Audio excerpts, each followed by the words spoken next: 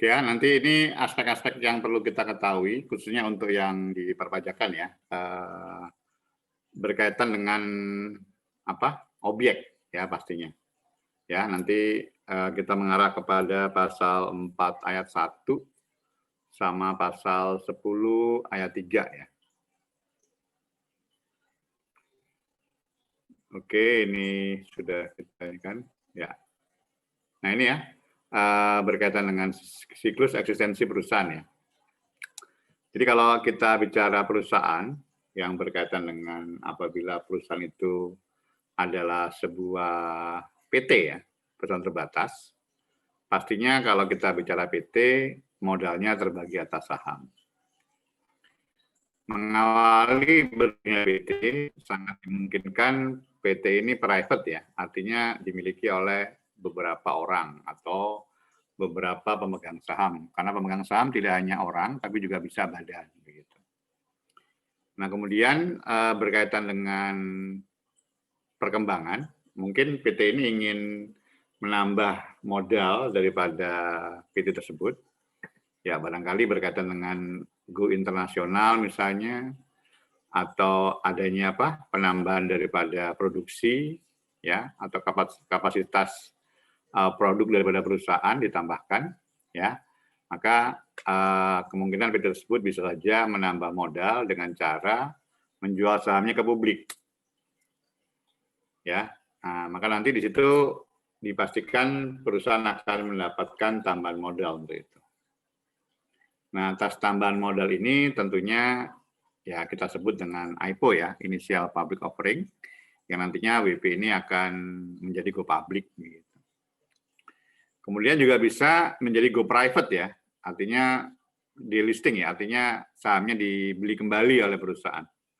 Ini kalau ternyata perusahaan memutuskan untuk tidak lagi dimiliki oleh publik, ya. Dan yang terakhir tentunya kalau misalnya dalam kondisi perusahaan akan dibubarkan, ya, atau likuidasi. Ya. Nah ini ada beberapa yang perlu kita tentukan berkaitan dengan kepemilikan saham ya. Ada saham pendiri. Kalau SOP atau SA ini saham yang dimiliki oleh pegawai ya atau karyawan, nanti bisa Anda lihat.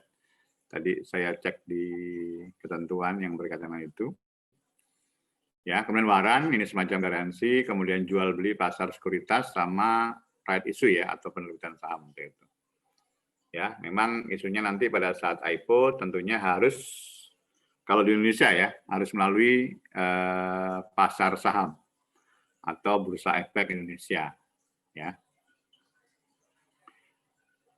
Nah, ini kemudian dalam hal WP sudah melakukan kegiatan tertentu, dimungkinkan WP itu nanti akan merger ya atau akuisisi atau ada kuasi reorganisasi, bisa gabung, bisa menjadi pemecahan ya, spin off atau split off ya, dan seterusnya nanti kita lihat. Oke, kemudian ini tadi yang saya katakan, delisting ini berarti membeli kembali ya sahamnya. Artinya saham yang sudah diterbitkan ke umum tadi akan dibeli kembali oleh perusahaan. Tentunya ini punya maksud tertentu ya, kenapa perusahaan seperti itu. Oke, kemudian kalau terakhir WP dilikuidasi atau dibubarkan ya, tentunya aset-aset berupa harta ya, mungkin akta tetap, persediaan ataupun yang lain ya akan dijual untuk itu. Termasuk kalau memang ada saham yang masih ada akan dilakukan penjualan ya, penghasilan atas penjualan saham di sini. Oke, ini hal-hal yang nanti perlu kita coba lihat, kita telisik bersama. Kalau di semester ini sudah belajar advance accounting? Sudah belum? Sudah. Sudah dibahas mengenai ini? Laporan konsolidasi, merger, akuisisi, dan sebagainya? Proses membahas, Bu. Ya? Sudah pernah, Mas Kevin? Proses dibahas, Pak. Oh, lagi dibahas juga. Semuanya. Iya. Oke, berarti nanti agak nyambung ya. Mungkin nanti yang kita titik beratkan hanya di perpajakannya saja. Oke, ini ada beberapa definisi ya mengenai reorganisasi. Yang pertama berkaitan dengan penggabungan, ya, aktiva atau pasiva ya. Ini coba Anda lihat di sini. Ya, dari Undang-Undang PT nomor 40 tahun 2007 ya, ada beberapa hal yang perlu kita lihat ya. Ini kalau kita bicara penggabungan tentunya harus melalui prosedur hukum ya. Harus melalui notaris ataupun yang lain, ya. Nah, ini disebutkan menggabungkan diri dengan perseroan lain. Ya, jadi satu persero atau lebih ya bergabung. Ya. Dan di sini yang telah ada yang mengakibatkan. Nah, ini aktiva dan pasiva ya, artinya sisi aset maupun kewajiban dari perusahaan tadi ya, di sini nanti akan beralih ya karena tadi ketentuan hukum yang sudah berlaku kepada perseroan yang menerima penggabungan dan selanjutnya status badan hukum perseroan yang menggabungkan diri berakhir karena hukum, artinya ya semacam dibeli lah ya atau diambil alih begitu. Oke, kemudian peleburan. Nah, kalau peleburan berbeda ini. Perbuatan hukum dilakukan oleh perseroan atau satu perseroan, dua perseroan atau lebih ya, untuk meleburkan diri dengan cara mendirikan satu perseroan baru. Jadi ada PTA, PTB, menjadi PTC misalnya begitu. Ya, yang karena hukum memperaktiva dan pasiva dari perusahaan yang meleburkan diri dan status badan hukum perusahaan yang meleburkan diri berakhir karena hukum tadi. Ya, artinya si PTA dan PTB akan berakhir ya karena sudah melebur menjadi PTC tadi.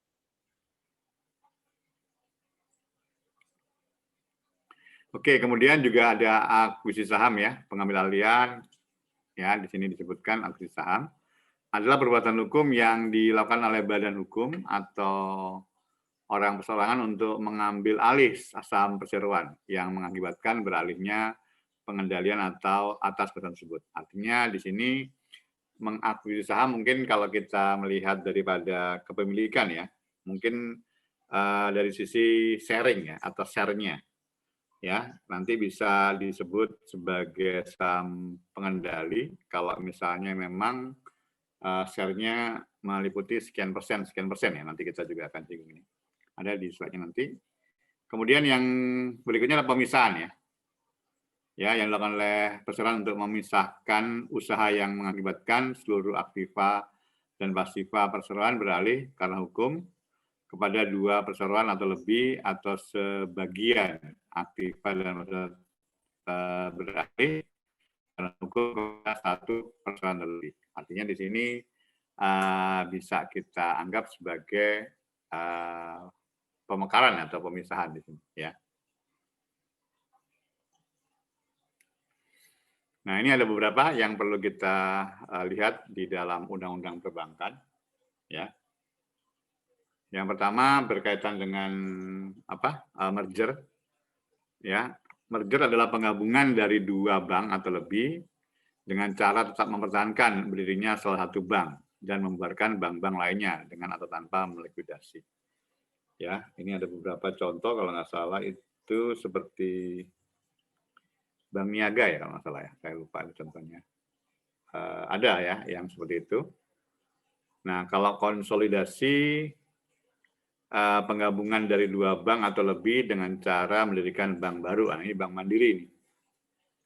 Ya, dulu kan ada Bank Eksim, Bank Bumi Daya gitu ya. Mendirikan bank baru ya, Bank Mandiri. Kalau akuisisi ini pengambil alihan kepemilikan suatu bank. Ini seperti kalau nggak salah Bank Bali ya, yang diambil oleh Bank Permata atau apa gitu ya. Kalau nggak salah seperti itu. Ada beberapa ya memang peristiwa yang bisa kita jadikan contoh. Oke. Nah, membubarkan tanpa likuidasi. Maksudnya gimana ini, Pak? Ya, barangkali kita hanya melihat dari sisi aspek perpajakan dan pidana, tapi kalau melihat aspek hukumnya, ya harus kita lihat ya. Kalau misalnya tanpa melikuidasi, berarti seolah tidak dibubarkan ya. Atau mungkin diambil kepemilikannya saja begitu.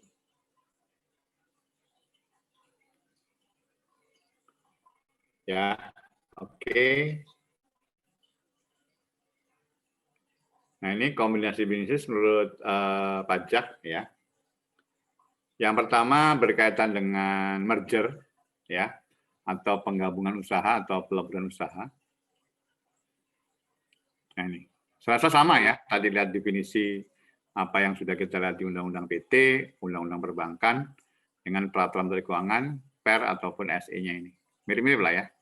Penggabungan usaha, penggabungan dari 2 atau lebih WP badan yang modalnya terbagi atas saham dengan cara tetap mempertahankan berdirinya salah satu. Ya. Jadi PT A, PT B menjadi PT A begitu. Ya, mempertahankan salah satu. PT A, PT B begitu atau PT B atau PT C. Ya. Oke, kemudian kalau peleburan tadi ya, PT A, PT B, PT C menjadi PT D gitu ya. PT A, PT B, PT C sedang ada lagi ya. Kalau pemekaran ya, jadi PT A, PT B, PT A nanti akan dimekarkan menjadi PT B begitu ya, atau PT A dan PT B. Artinya muncul ya satu unit usaha baru begitu. Ya, pemisahan satu wajib pajak badan yang modalnya terbagi atas saham jadi 2 wajib pajak badan atau lebih dengan cara mendirikan badan usaha baru dan mengalihkan sebagian harta dan kewajiban kepada badan usaha baru tersebut yang dilakukan tanpa melakukan likuidasi ya badan usaha yang lama. Nah, ini hanya apa? Pengalihan harta dan kewajiban saja ya. Ini tadi yang sudah disinggung ya. Jadi penggabungan tadi ya kalau kita lihat PT A, PT B tetap menjadi PT A ya. Jadi PT yang lama soal itu masih eksis ya. Kemudian kalau peleburan tadi ya 2 atau lebih perusahaan lebur jadi perusahaan baru ya. PT A dan PT B lebur menjadi PT C. Ini seperti tadi yang saya katakan kalau contoh perbankan adalah Bank Mandiri ya. Ya, ini merger ya. Nah, nanti merger berkaitan dengan itu menggunakan nilai buku atau nilai pasar.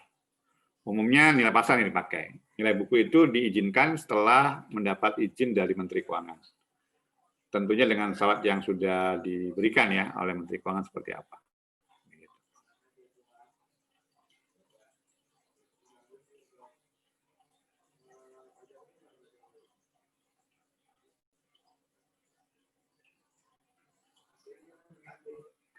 Oke, kemudian ini pemekaran tadi ya, spin off.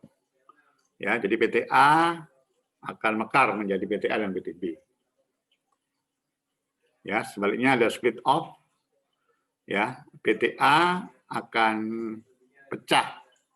Ya, pecah ini berarti yang lama nggak eksis lagi. Ya, menjadi PT C dan PT B. Ya, ini kita sebut dengan the merger. Yang pemekaran nilai buku, nilai pasar ya. Sementara untuk pemecahan itu menggunakan nilai pasar. Ingat sekali lagi, umumnya yang berkaitan dengan apa yang menjadi kegiatan daripada adanya pemekaran atau pemecahan ini atau adanya penggabungan usaha ini, tentunya yang langsung berkaitan dengan perpajakan itu menggunakan nilai pasar. Ya, sementara nilai buku ya itu hanya digunakan tadi apa saya katakan kalau sudah mendapat daripada apa izin Menteri Keuangan ya sesuai dengan peraturan Menteri Keuangan yang berlaku. Begitu.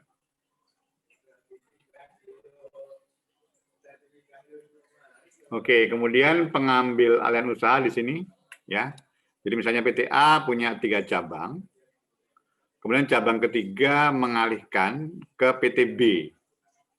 Sehingga setelah itu nanti PT A hanya punya 2 cabang saja, sementara PT B itu punya 1 cabang yang cabang ketiga tadi.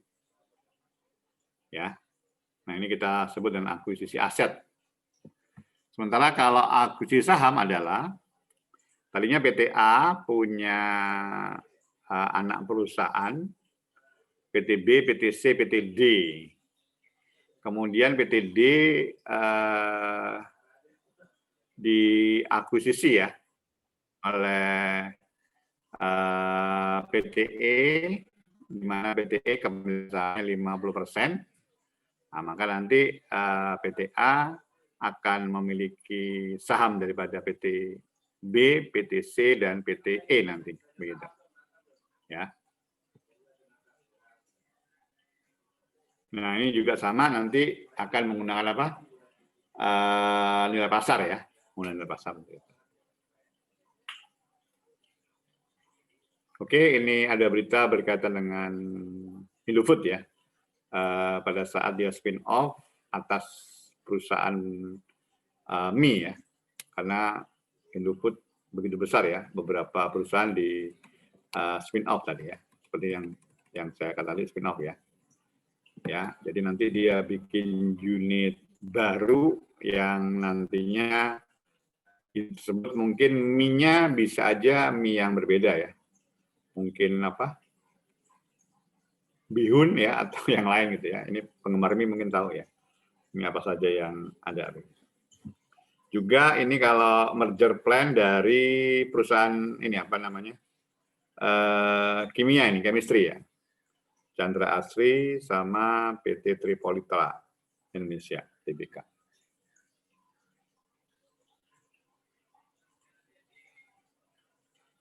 Ya, seperti itu. Nah, ini untuk ketentuan yang berkaitan dengan perpajakan.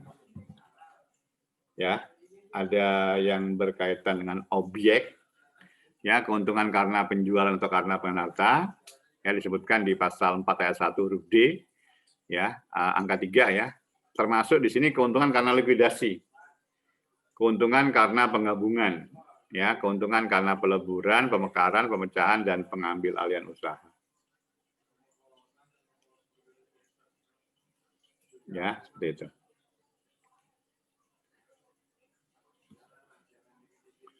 Ya, kemudian yang beralih nanti adalah harta, ya, akuisisi pengambil alihan usaha sama objek pajaknya, keuntungan karena pengalihan tadi.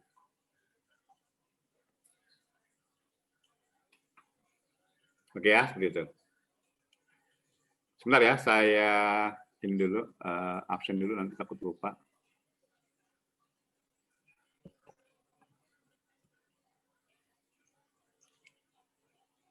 Ada pertanyaan?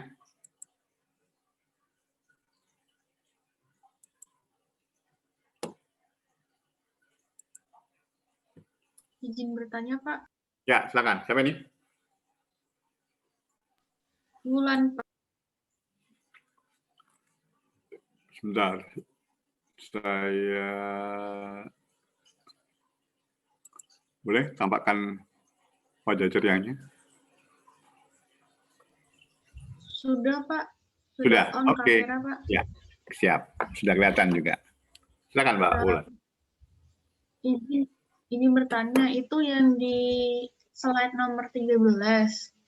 Kenapa yang sebelah kiri saat mengalihkan itu cabang 3 menjadi milik PTB, sedangkan yang sebelah kanan itu malah PTE yang bergabung ke PTA. Itu gimana ya, Pak, ya maksudnya? Ya, karena diambil ya, pengambil alihan di sini maksudnya adalah si PTE mengambil alih PTD. Ya. Akhirnya karena PTD itu bagian daripada PTA, maka PTE akan menjadi bagian daripada PTA tentunya, begitu. Gitu ya, Mbak Wulan. Halo. Bentar, Pak. Jadi gini, Pak, yang PTD itu yang dialihkan atau dia mengalihkan, Pak? Atau gimana ya, Ya, Pak? mengalihkan. Mengalihkan ya. Mengalihkan itu maksudnya diambil alih oleh PTE.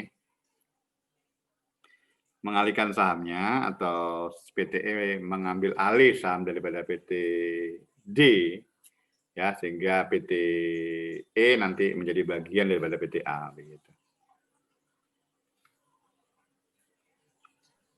Yang berarti yang kiri itu udah langsung lepas aja gitu ya, Pak, ya, yang cabang Ya, ini? kalau itu di apa di sini sebenarnya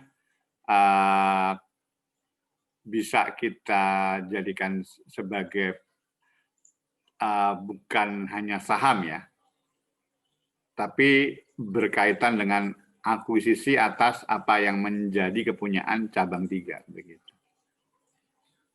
Asetnya ya. Kalau itu kan hanya sahamnya aja yang dibeli, sebenarnya tetap di sana begitu. Gitu ya. Iya, Pak. Terima kasih, Pak. Oke. Yang lain, monggo.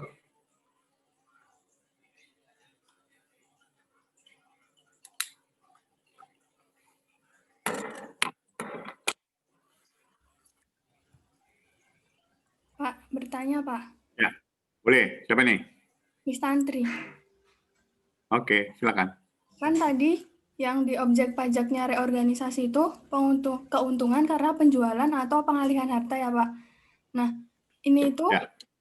hartanya harus berkaitan dengan 3M atau tidak, Pak? Maksudnya? Kan? Kalau hartanya tidak 3M, maksudnya begitu? Iya. Iya. Ini masuk ke objek pajaknya. Contohnya harta tidak 3M maksudnya apa? Contohnya gimana? Harta yang tidak termasuk 3M misalnya.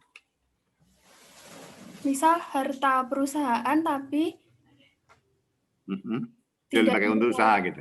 Iya, tapi termasuk harta akuisisi itu masuk objek pajak ini atau tidak? Ya, artinya kalau Anda bicara objek, masih ingat definisi pasal 4? Setiap tambahan kemampuan ekonomis kan? Iya, penghasilan. Iya. Jadi mungkin saya ungkit sedikit lagi ya, materi yang lalu, yang lampau. Kalau saya punya AC, saya gunakan untuk mes pegawai, maka aset tersebut tidak saya gunakan untuk usaha ya. Kalau saya jual itu laba, aset tersebut, apakah objek pajak? Tetap objek ya. Kecuali kalau rugi, nggak boleh sebagai biaya. Begitu. Karena tidak untuk usaha. Begitu, Mbak Susanti. Ya. Makasih, Pak. Oke. Yang lain?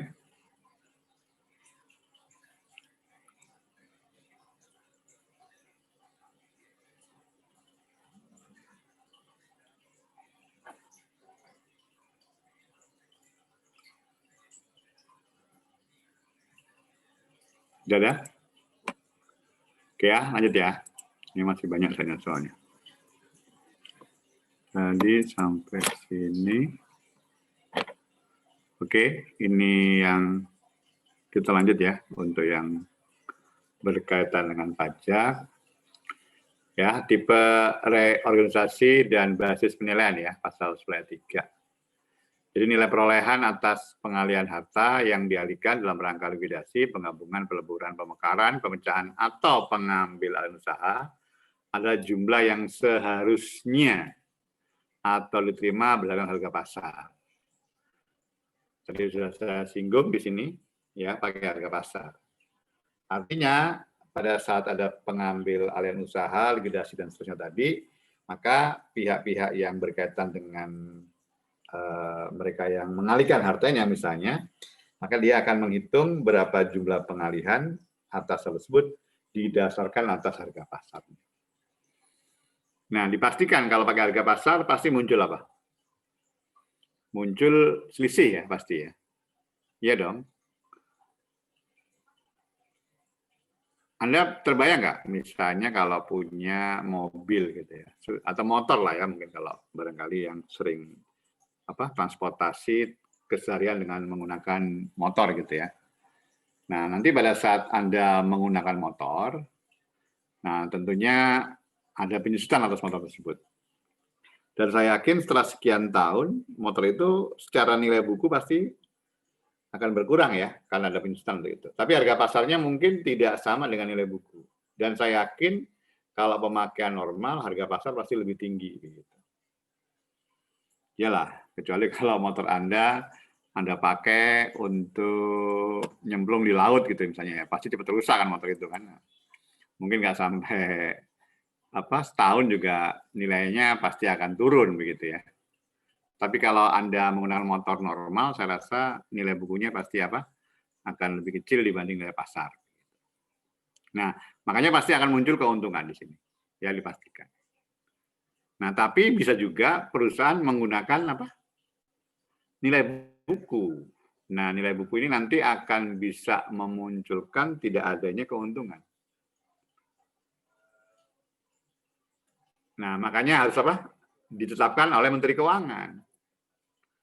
Mungkin untuk kepentingan lebih besar, maka perusahaan yang merger akuisisi tadi itu minta izin Menteri Keuangan supaya apa? Menggunakan nilai buku. Ya, kalau nilai buku berarti kan sama ya. Antara nilai buku dengan penetapan bahwa dia menggunakan nilai buku pasti akan sama. Gitu. Dan kalau sama maka apa? Ya tidak ada keuntungan untuk itu. Nah ini ya. Coba izin Menteri Keuangan kalau menggunakan nilai buku. Di fokus objek pajak adalah atas pengalian hartanya, ya kemudian metode penilaian ya. Nah, nanti ini bandingkan dengan pasal 18 ayat 3 ya. Masih ingat ya pasal 18 ayat 3 Undang-Undang BPH berkaitan dengan apa? Ya berkaitan dengan apa? Hubungan istimewa, Pak. Iya, hubungan istimewa. Ya. Benar sekali ya. Oke, kemudian tulis siapa itu suaranya? Mas Revin ya? Dafa, Pak. Oh, kirain Mas Revin. Kok mirip-mirip dengan Mas Revin suaranya? Mas Dafa kok belum ada suara azan asar ya? Belum ya? Suara pengajian belum nyampe. Oke. Yang berikutnya ya, perbandingan pengalihan harta berdasarkan pasal 10 ayat 1 dan 10 ayat 3. Coba lihat sini. Ya. Jadi harga perolehan atau harga penjualan dalam hal jadi jual beli harta yang tidak dipengaruhi hubungan istimewa. Sebenarnya dimaksud dalam soal 4 adalah jumlah yang sesungguhnya dikeluarkan atau diterima. Ini Anda harus bisa menghubungkan antara yang punya hubungan istimewa sama yang nggak punya hubungan istimewa. Tadi yang Mas Jawa sudah sebut ya. Jadi 10 ayat 3 itu kalau dalam hal ini apa? Kita melihat nilai perolehan atau harta yang dialihkan ya dalam rangka penggabungan peleburan, pemekaran, pemecahan, ya ini pakai harga pasar. Sebenarnya kalau misalnya kita bicara nggak ada hubungan apapun ya nggak ada masalah untuk itu. Ya bisa langsung dinyatakan bahwa itu nilainya adalah nilai yang bisa dipakai sebagai dasar untuk penentuan daripada pengalihan hartanya. Begitu. Apakah pengambilan usaha sama dengan akuisisi saham? Nah tadi ya yang ditanya tadi, ya sama Mbak Ulan tadi yang pertama ya. Nah ini saya rasa hal yang berbeda ya.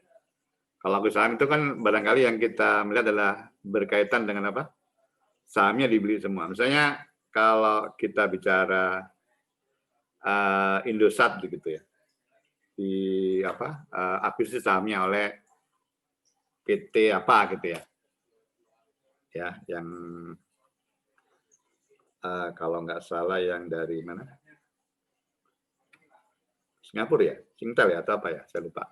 Ya, berkaitan dengan itu, maka kita anggap itu sebagai apa? Seperti akuisisi begitu.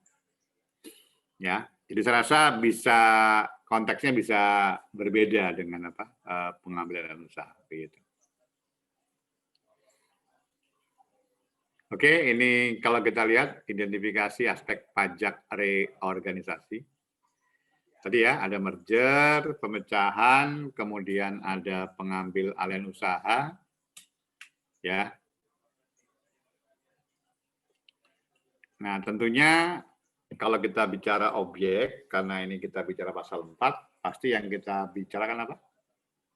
Tambahan kemampuan ekonomis ya. Ya, adanya keuntungan atas pengalihan. Nah, subjek pajak ada pada pihak yang mengalihkan dalam hal ini. Nanti keuntungan itu ya pastinya karena adanya selisih tadi yang sudah saya bilang. Antara apa? Harga pasar dan nilai sisa buku harta yang dialihkan. Begitu. Oke, ini konsep capital gain ya. Pasal 4 ayat 1 huruf D, Undang-Undang BPH. Jadi harga transaksi ya atau harga pasar kita bandingkan dengan nilai perolehan atau nilai sisa bukunya. Nah, selisihnya itulah keuntungan. Tentunya kalau ini dipastikan lebih besar ya, harga transaksi sama harga pasarnya. Mungkin nggak Pak, harga pasar lebih kecil? Sangat mungkin. Tapi jarang terjadi ya. Kecuali kalau tadi yang saya katakan, pemakaian tidak normal misalnya begitu. Nah, itu bisa berakibat pada adanya apa? Ya, harga pasarnya atau harga transaksinya bisa lebih kecil begitu. Nah, ini untuk reorganisasi usaha apabila suatu badan dilikuidasi, keuntungan hari penjualan harta, yaitu selisih antara harga jual berdasarkan harga pasar dan nilai sisa buku hal tersebut merupakan objek pajak. Ya, merupakan objek pajak.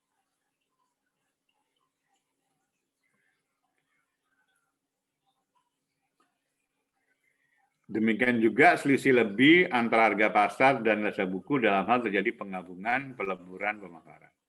Ini sama ya, berkaitan dengan adanya apa? Likuidasi, kemudian juga penggabungan, peleburan, pemekaran, sama pemecahan ya, serta pengambil alihan usaha. Gitu. Capital gain akuisisi saham pakai nilai perolehan atau nilai buku ekuitas. Ya, nah untuk akuisisi saham ya itu bisa kita nyatakan ya dengan nilai atas nilai bukunya. Ya. Karena kan mungkin ada pengurangan ya nilai atas kejadian di tahun berjalan ya sampai dengan terjadinya apa? Pengalihan seperti itu. Oke, ini contohnya. Ya, pada tanggal 10 Oktober 2011 ATA dan PT SI menandatangani akte jual beli dan pemindahan hak di mana ATA membeli 35% saham PT SMS dari SI seharga 200 miliar. Ya. Ini kalau kita hitung 35%, ya, investasi awalnya adalah 22.335. Kemudian ada beberapa hal yang bisa kita tentukan. Pengurangnya adalah ada rugi bersih dari perusahaan asosiasi, lalu juga ada selisih kurs ya atas laporan keuangan. Nah, apabila investasi dialihkan dengan nilai 21.900, berapa gain atau loss? Nah, penghitungannya tentunya ini adalah gain ya, karena kan dari 21.787. Bukan dari 22.335. Ya, seperti itu.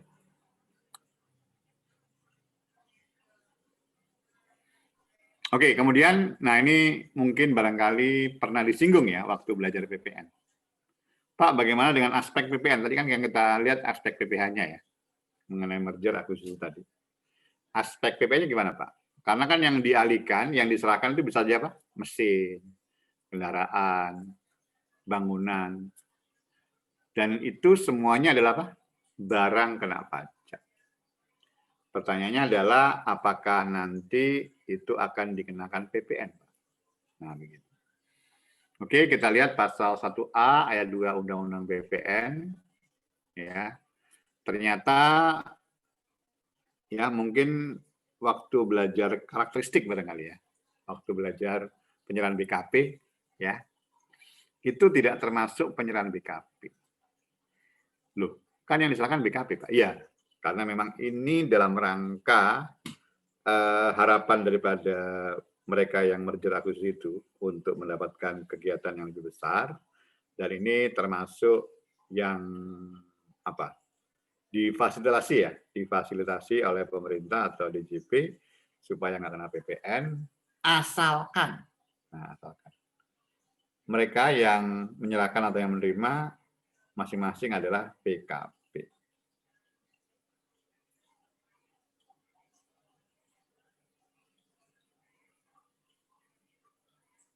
Ya, asalkan mereka masing-masing PKP. Jadi pengalihan barang kena pajak dalam rangka penggabungan, peleburan, pemekaran, pemecahan, dan pengambil alihan usaha dengan syarat pihak yang melakukan pengalihan dan yang menerima pengalihan adalah pengusaha kena pajak. Atau ya ini berkaitan dengan apa? Pasal 16D ya. Kalau memang pada saat perolehan, ya memang pajak masukannya tidak dapat dikreditkan karena memang tidak dipakai untuk usaha, ya sama perlakuannya. Berarti nanti itu tidak termasuk penyerahan yang terutang PPN. Masih ingat ya materi PPN untuk ini? Ya, ini reorganisasi, ya pembubaran atau pembubaran versus likuidasi. Begitu. Bagaimana Pak kalau non PKP? Serasa dengan hal seperti ini berarti apa? Jelas ya, itu nanti akan merupakan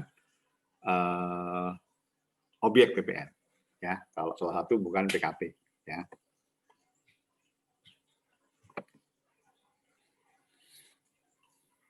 Oke, ini aspek penggabungan usaha. Ya, apabila menggunakan nilai buku sesuai dengan izin yang diajukan ke DJP. Ya, atau Kementerian Keuangan melalui DJP, ya. Coba kita lihat ya, apa saja yang dipersyaratkan. W badan modal terbagi atas saham. Ya, surviving company ya, yang meminta izin permohonan nilai buku. Ya, kemudian W badan surviving company yang sisa kerugiannya paling kecil. Ya, kemudian W badan surviving company tidak boleh mengkompensasi. Ya, mengkompensasi kerugian atau sisa kerugian dari WP yang menggabungkan diri, WP yang dilebur atau transfer company. Memenuhi, nah ini, memenuhi business purpose test. Artinya nanti akan dinilai oleh kementerian ataupun DJP bahwa perusahaan ini memang sesuai dengan tujuan dia berbisnis ya. Artinya kalau kita bicara bisnis kan mencari keuntungan begitu. Jadi memang tujuannya itu untuk mengembangkan usaha supaya nanti dia dapat keuntungan begitu. Tentunya harapannya apa kalau sudah dapat keuntungan? Ya pastinya nanti akan bayar PPh untuk itu ya. Kemudian harta yang dialihkan adalah harta tetap. Kemudian pengajuan 6 bulan setelah efektif dan prosesnya adalah 1 bulan. Oke, ini daftar isian yang ada di lampiran nanti bisa Anda cari ya. Dirjennya nomor 28 tahun 2008. Itu daftar isiannya ya, yang harus diisikan oleh WP yang bersangkutan. Oke ya, itu sebelum dan sesudah ya, yang kita lihat. Oke, kemudian bagaimana Pak? Setelah WP diizinkan menggunakan nilai buku. Tadi sudah saya katakan ya. Apa yang didapat Pak oleh WP pada saat dia menggunakan nilai buku? Yang didapat adalah, tadi yang saya katakan, dimungkinkan tidak ada selisih ya. Ya, kan pakai nilai buku. Nilai buku dibandingkan nilai buku, berarti apa? Ya, 0 ya pasti, ada selisih. Berarti apa? Aspek perpajakannya sangat dimungkinkan jadi apa? Tidak muncul untuk itu. Ya, tidak memenuhi syarat. Nah, bagaimana Pak kalau ternyata pada saat adanya pemberian izin tadi, ternyata kegiatan usaha dimonitor oleh DJP, mungkin dalam waktu 5 tahun dia nggak going concern ya, tidak berkelanjutan. Atau WP ini menjual harta yang tadi dialihkan. Jadi nanti sesuai dengan PMK ataupun Perdirjen tadi, apa? Tidak terpenuhi ya syarat untuk menggunakan nilai buku. Maka apa? Dihitung kembali tadi. Maka nanti yang akan kita tentukan bisa jadi akan dihitung kembali dan muncul objek pajak karena tidak lagi menggunakan nilai buku, tapi sudah menggunakan apa? Nilai pasar. Begitu ya. Oke, ini diagram aspek reorganisasi dalam undang-undang PPh. Jadi jelas ya, jenis reorganisasi ya.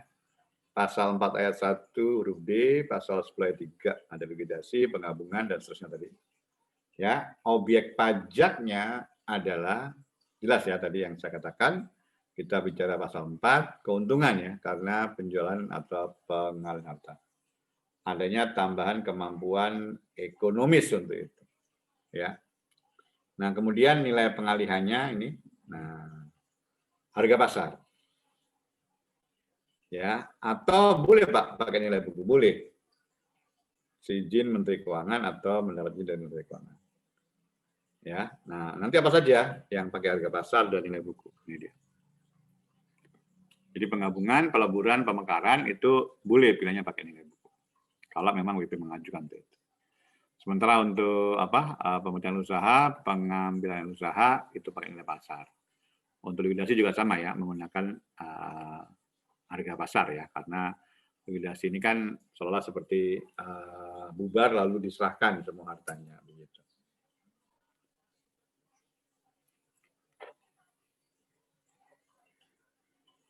Oke, silakan. Ada komentar? Monggo. Izin bertanya, Pak. Ya, silakan. Terkait dengan monitoring pasca izin tadi, Pak. Tadi kan dijelaskan kegiatan usaha tetap berlangsung minimal 5 tahun. Tapi ketika yang merger itu 2 perusahaan dengan beda kegiatan usaha itu, dua-duanya itu harus berlangsung 5 tahun atau hanya kegiatan usaha dari surviving company, Pak? Terima kasih, Pak. Ya, jadi yang tadi diuntungkan berkaitan dengan yang mengalihkan ya, Mas. Kan tadi yang mengalihkan tidak ada apa? Tidak ada aspek perpajakan karena pakai nilai buku kan. Nah, berarti itu yang dilihat nanti. Begitu. Yang mengalihkan. Nah, artinya, tapi kalau mengalihkan dalam hal ini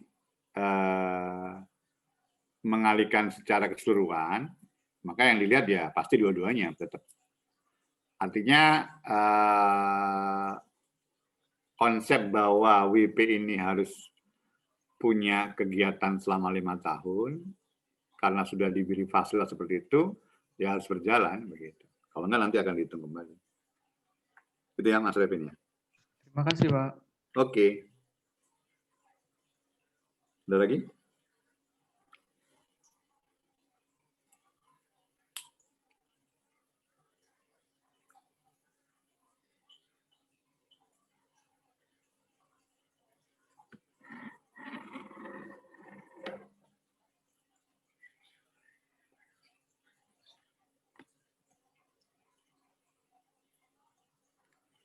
Tidak ada, lanjut ya. Kombinasi bisnis. Nah, ini sesuai PSAK 22. Wah, ini beberapa isu, tapi banyak banget ya. Ada 8. Tapi enggak, maksudnya ini beberapa yang perlu kita ketahui aja ya. Mengenai definisi, akuisisi, nilai wajar, imbal yang dialihkan, goodwill, ya, saham minoritas, sama bargain purchase, ya. Oke, di dalam PSAK 22 ya, tahun 94 berkaitan dengan akuntansi penggabungan usaha. Ya, ini mungkin sudah disinggung ya waktu belajar apa? Advance ya. Saya nggak tahu ya apakah memang sudah disinggung atau memang menjadi materi akuntansi advance atau advance accounting ya, atau akuntansi keuangan lanjutan ya, barangkali. Di sini disebutkan IFRS 3 business combination ya, kombinasi bisnis. Kalau di PSAK 38-nya kombinasi bisnis entitas pengendali. Nah, di sini disebutkan ya, suatu transaksi kalau kita bicara kombinasi atau peristiwa lain di mana pihak pengakuisisi memperoleh pengambilan atas satu atau lebih bisnis. Transaksi yang kadang-kala disebut sebagai penggabungan sesungguhnya atau true merger atau penggabungan setara ya, atau merger of equal juga merupakan kombinasi bisnis. Sebagai istilah yang digunakan dalam pernyataan ini. Jadi di sini disebutkan ya, a business combination is a transaction of other given in which a reporting entity, the acquirer ya, yang mengambil alih, obtain control of one or more business dari acquirer ya. Ini keywordnya adalah memperoleh pengendalian atas bisnis. Artinya mereka yang mengambil alih tentunya punya pengendalian atas bisnis tersebut. Misalnya dalam hal pangsa pasar, ya mungkin bisa pangsa atau wilayah ya, wilayah pemasaran atau hal yang lain, mungkin teknologi ya atau yang lain. Nah, skopnya bisa akuisisi atau merger ya. Oke, ini tidak diterapkan ya. Nanti Anda bisa baca sendiri ya, berkaitan dengan hal-hal yang tidak diterapkan. Ya, ini Ventura bersama akuisisi aset yang dimana transaksi atau peristiwa tersebut tidak menimbulkan goodwill setelah kombinasi entitas atau bisnis pengendali. Ya. Yang bukan merupakan suatu bisnis ya, ini akuisisi tapi bukan suatu bisnis dianggapnya. Nah, ini kalau Anda baca ya, Anda lihat ada satu akte notaris ya. Ada yang tahu nggak LH itu apa? Saya dari tadi belum dapat tuh dengan LH. Ada yang tahu nggak LH ini apa? 60% kepemilikan atas LH. Coba nanti dicari ya. Tapi yang jelas ini intinya adalah berkaitan dengan akuisisi di mana melalui suatu akte notaris seperti itu. Ya. Disebutkan di sini oleh karena pada tanggal akuisisi LH tidak memenuhi definisi bisnis seperti yang dipersyaratkan oleh pasal 22 ya. Kombinasi bisnis transaksi di atas dicatat sebagai akuisisi aset di mana harga perolehan dialokasikan kepada masing-masing aset dan liabilitas. Teridentifikasi berdasarkan nilai wajar. Nah, itu rinciannya ya. Ya. Kemudian melihat dari apa yang menjadi jumlah di dalam neracanya di situ, ya kita dapatkan harga perolehan, ya jadi kas, setara kas, kemudian aset eksplorasi dan evaluasi sama utang usaha, ya kemudian aset bersihnya, lalu kepemilikan yang bersih adalah 60%, sehingga aset bersih yang diperoleh adalah 108 juta. Kemudian aset eksplorasi dan evaluasi adalah 1400. Ada yang tahu 1400 dari mana? Apakah sama dengan 40%-nya tadi, 60%-nya itu? Ya, nanti Anda hitung ya. Nah, maka di situ sebagai harga perolehan. Nah, bagaimana dengan potensi objek pajaknya? Apakah ada nanti potensi objek pajaknya? Ya, selama yang diperoleh, tadi yang sudah saya katakan ya, selalu kita lihat mengenai apa? Selisih ya tadi. Selisih antara apa? Harga perolehan dengan nilai sah bukunya. Begitu. Kalau memang ternyata lebih tinggi, ya maka muncul objek pajak bagi pihak yang mengalihkan. Apa yang dialihkan? Aset atau bisnis atau net aset. Begitu. Oke, kita lihat di PSAK 22 ya, mengenai definisi bisnis. Suatu rangkaian terpadu dari kegiatan dan aset yang mampu diadakan dan dikelola dengan tujuan memberikan hasil dalam bentuk dividen, biaya yang lebih rendah, atau manfaat ekonomi lainnya, secara langsung kepada investor atau pemilik, anggota, atau ini berarti ada suatu kegiatan di mana nanti pada saat kegiatan tersebut muncul, ya bisa dinikmati ya karena adanya suatu manfaat ekonomi, ya ada pembagian keuntungan berupa dividen ya atau yang lain. Nah, coba lihat di sini ya dari sisi bisnis tadi ya. Jadi inputnya PPE atau inventories ya. PPE ini semacam peralatan lah ya yang digunakan. Properties. Ya, inventories adalah apa? Plant property equipment. Ada yang tahu? Ya, Plan plan properties. property agreement ya. Berarti seperti semacam apa pabrik atau mesin atau yang lain gitu ya. Plannya plan pabrik kan maksudnya? PLANT ya? Iya, Pak. Oke, makasih ya. Siapa ini? Bulan, Pak. Oh, Wulan. Makasih Mbak Wulan ya. Oke ya, kemudian ada proses ini inputnya tadi ya. Proses tentunya ya melakukan produksi ya. Atau work post ya, mungkin suatu proses yang dilakukan tidak melulu hanya memproduksi ya, tapi ada proses yang lain, misalnya dalam hal apa? Pembelian, kemudian dijadikan sebagai persediaan, kemudian persediaan itu nanti akan dikelola, ya. Ada pekerjaan lah yang dilakukan ya. Tidak melulu proses itu yang berkaitan langsung dengan fabrikasi, tidak hanya itu. Outputnya apa? Tadi misalnya berkaitan dengan keuntungan yang nantinya bisa dibagi atau diberikan kepada pemilik ya atau pemegang saham. Termasuk nanti di sini bisa juga apa? Adanya cost saving ya, karena penghematan biaya. Itu.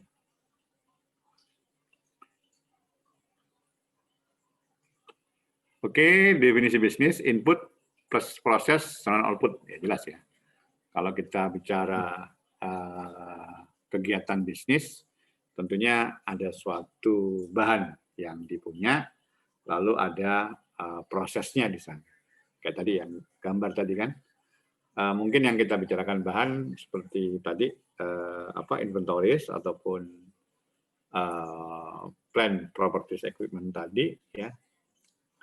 Nah ini sumber daya ekonominya bisa aset tak berwujud, ya kekayaan intelektual ataupun akses bahan baku, ya tidak berwujud ya mungkin perusahaan ini walaupun barangkali secara fisik tidak ada aset, tapi punya nama, merek atau paten atau yang lain ya yang mungkin barangkali sudah didaftarkan, ya termasuk kekayaan intelektual di sini. Oke, proses ya, punya sistem, standar, protokol ya. Artinya memang ada suatu batasan dalam hal kegiatan. Misalnya harus bergerak dalam suhu sekian. Tidak boleh proses melebihi 24 jam. Ya, kemudian pemakaian sudah diukur sedemikian rupa ya. Misalnya dalam hal berat, jenis, warna, dan sebagainya. Termasuk nanti di sini harus dipilih ya. Sumber daya manusianya, ya misalnya dalam hal proses ya tentunya kita harus memilih orang yang tepat, ya orang teknik, orang yang langsung berkaitan dengan proses produksi dan sebagainya. Oke, inputnya plus proses dapat output ya. Nah ini tadi hasilnya. Ya kalau hasil mungkin kalau kita bicara hasil fisik pasti penjualan daripada perusahaan ya. Tapi kan penjualan itu nanti akan berefek atau berakibat padanya dividen. Ya, biaya lebih rendah serta manfaat ekonomis langsung kepada investornya. Oke, silakan. Sampai sini ada komentar? Monggo.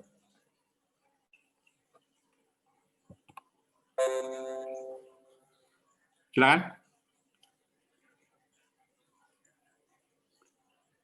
Masih separuh ini, ada 64 ya. Slide. Oh, silakan, ada komentar?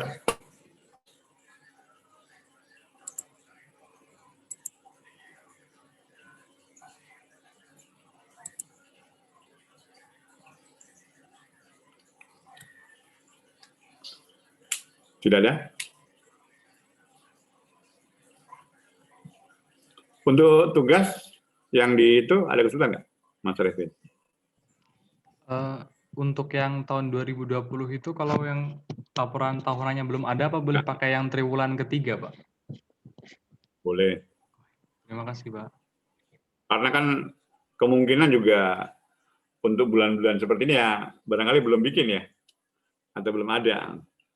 Biasanya sih memang tidak mungkin langsung tepat waktu. Tahun 2020 habis, 1 Januari sudah ada laporan keuangan, nggak mungkin itu, nggak ada perusahaan yang seperti itu. hebat banget. Karena kan dia harus ngumpulin, ya, melakukan apa? Ya, pengumpulan data itu kan nggak sedikit ya, sama perusahaan TBK kan, perusahaan besar begitu. Jadi nggak apa-apa ya, kalau memang tidak ada sampai dengan akhir tahun.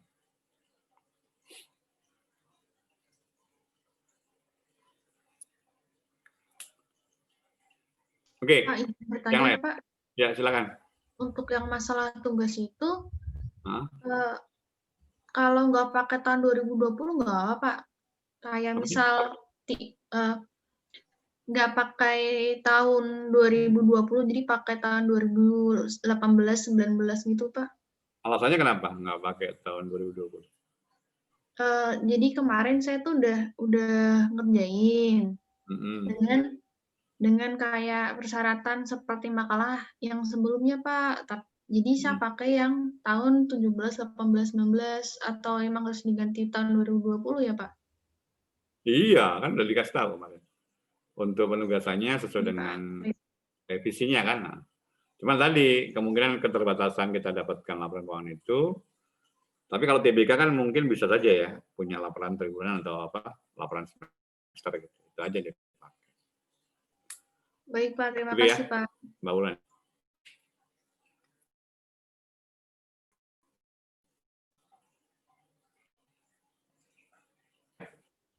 Ya. Anda mulai PKL-nya kapan? 3 hari setelah UTS, Pak. 15 Februari kalau nggak salah. Atau 15? 15 Februari? Iya. Oh, sampai tanggal berapa? 9 April, Pak. 9 April. Oh, ya. Wah, nggak lama itu ya, cuma 1,5 bulan. Berpacu kan untuk ngumpulin data itu. Siap-siap nanti kalau pas nggak dapat ya. Enggak lah ya, harapannya pasti dapat. Mudah-mudahan lah ya. Membantu semuanya. Karena kalau nggak dapat, bingung juga Anda kan. Kalau sudah bikin proposal ternyata nggak dapat itu ya mesti kontingensi kan.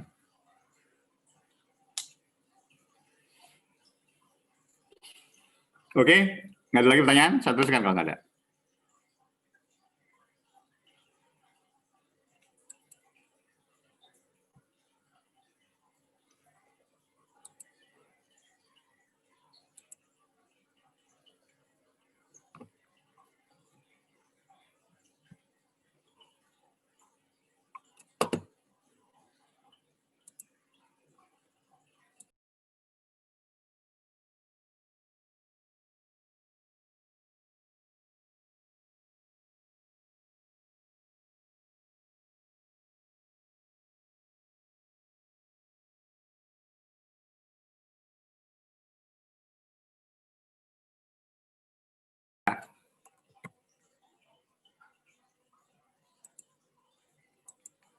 Oke, ini prinsip pengukurannya di PSAK.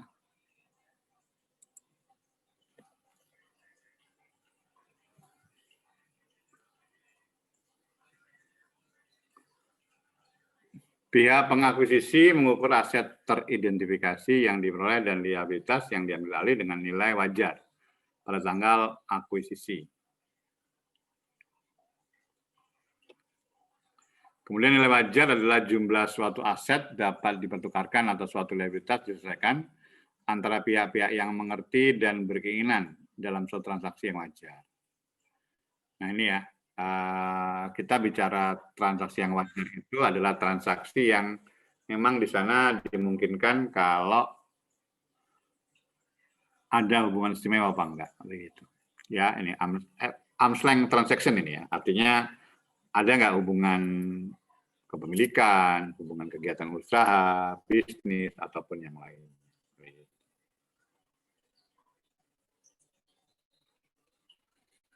Oke, ini dia ya, berkaitan dengan pencatatan nilai wajar aset yang diakuisisi. Ya, ada Bank A, Bank B. Ya, Nah, kita lihat di situ apakah ada penyesuaian apa enggak. Artinya kalau ada penyesuaian berarti apa? Dihitung sesuai dengan ketentuan daripada nilai wajarnya. Begitu. Ya, seperti itu.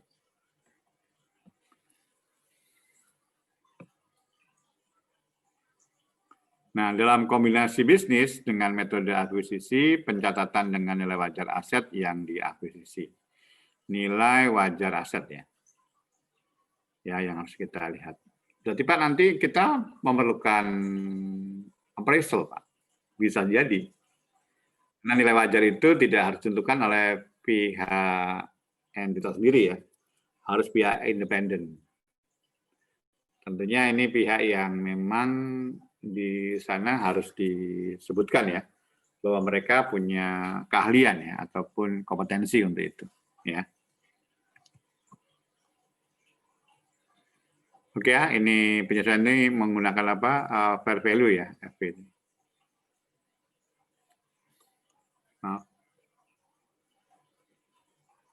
Nah, jadi ini metode penentuan nilai wajar, aktiva dan kewajiban ya. Coba Anda lihat itu beberapa yang bisa dijadikan sebagai dasar. Ya, metode penentuan nilai wajar, aktiva dan kewajiban. Ya, ada trading sekuritas, harga pasar berlaku atau bukti lain seperti pertumbuhan dividen. Ya, mungkin ada pertumbuhan dividen yang luar biasa sehingga bisa berakibat adanya penambahan daripada harga pasar aktiva yang bersangkutan. Ya.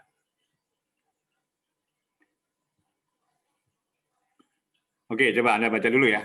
Kira-kira mana yang perlu Anda tanyakan? Nanti kalau saya baca, banyak juga nih. Ada nilai pasar, appraisal tadi ya, atau biaya pengganti, nilai taksiran, dan seterusnya.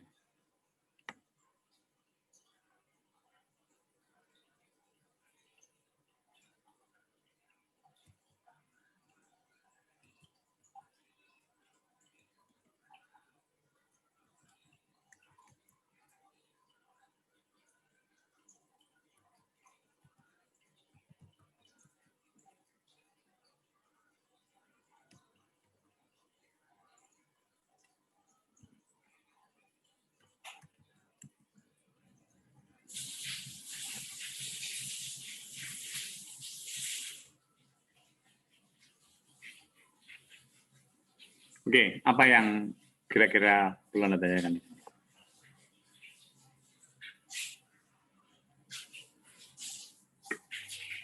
Izin bertanya, Pak. Ya, silakan. Tapi terkait yang PSAK 22 tadi, Pak. Jadi kalau semisal ada PTA mengakuisisi PT lain, PTB misalnya, tapi PTB itu sudah dibukukan dan itu akan dilikuidasi. Nah, itu termasuk kombinasi bisnis atau enggak ya, Pak? Dia di akuisisi ya? Iya. Iya, termasuk. Termasuk. Ya. Terima kasih, Pak. Oke.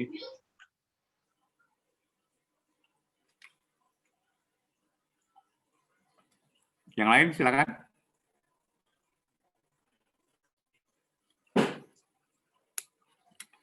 Udah tahu ya ini ya, berkaitan dengan apa? Penentuan nilai wajar ya. Kalau Anda lihat itu ya, beberapa memang ada semacam penyesuaian ya nilai tersebut ya.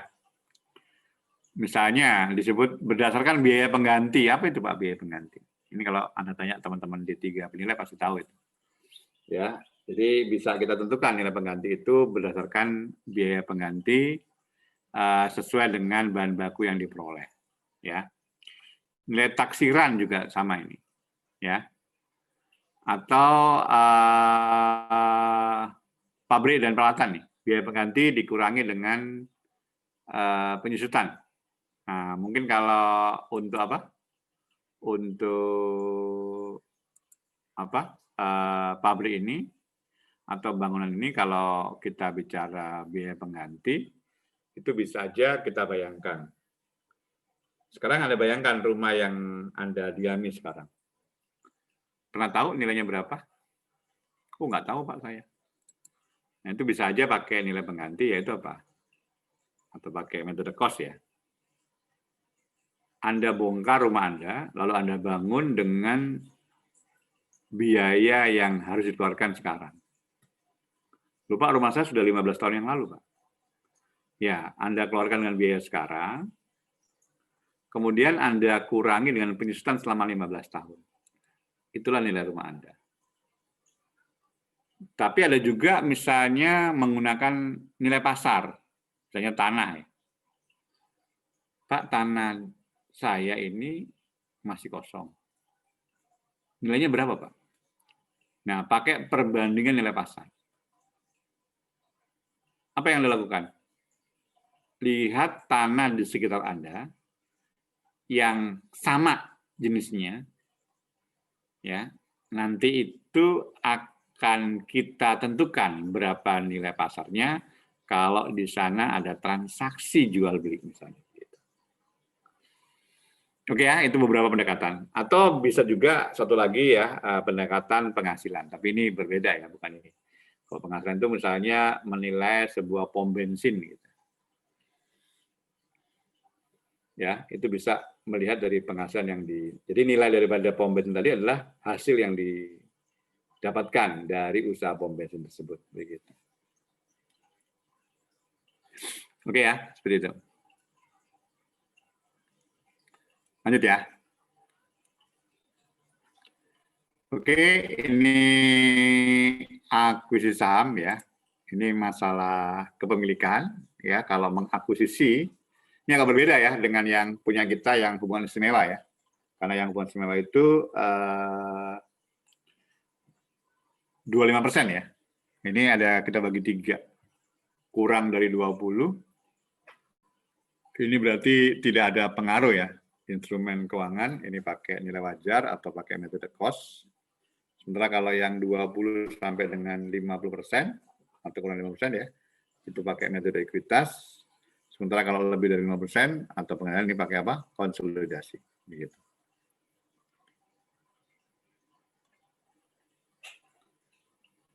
Nah ini, jadi kalau tidak ada pengaruh, ini kita pakai PSAK 50, 55, 60.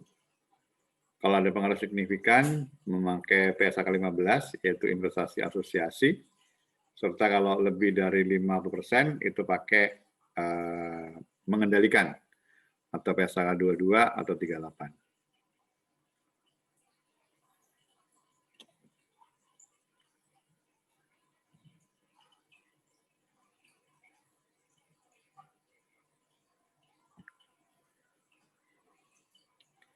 Oke, sampai sini ada komentar? Tidak ada? Lanjut ya.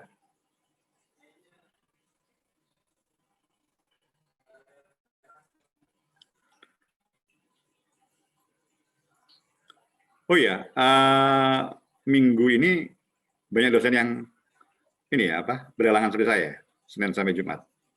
Enggak? Iya Pak, ada beberapa. Iya, dosen pajak terutama.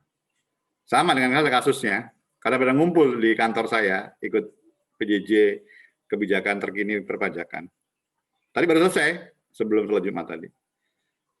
Dari Senin, dari pagi sampai sore. Nah, cuma hari Jumat, hanya sampai siang tadi, makanya saya bisa ngajar setelah siang ini.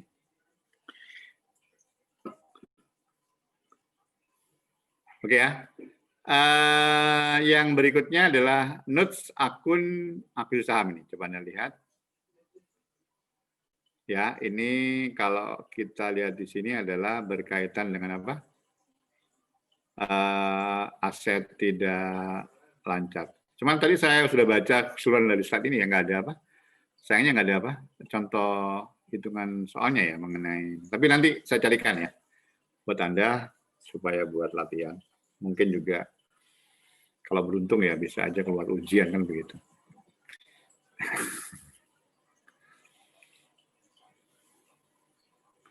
Oke ya, jadi nanti ini kalau tadi sudah kita sebut berkaitan dengan apa, tidak ada pengaruh signifikan, yaitu kepemilikan berapa? Kurang dari 20% ya, maka kita pakai PSAK 50 ya, PSAK berapa? 55 dan 60 ya. Begitu.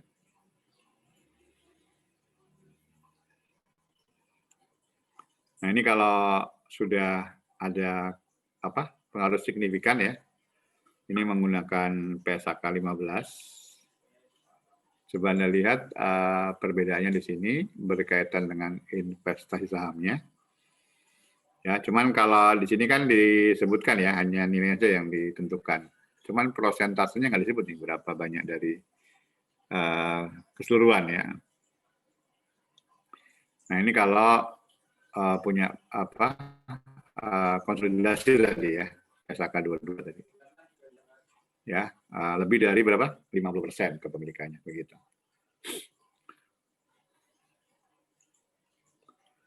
Oke, kemudian berbagai jenis investasi saham berdasarkan tujuannya. Ya, tujuan investasi bisa diperdagangkan, tersedia untuk dijual, serta memiliki pengaruh signifikan sama mengendalikan.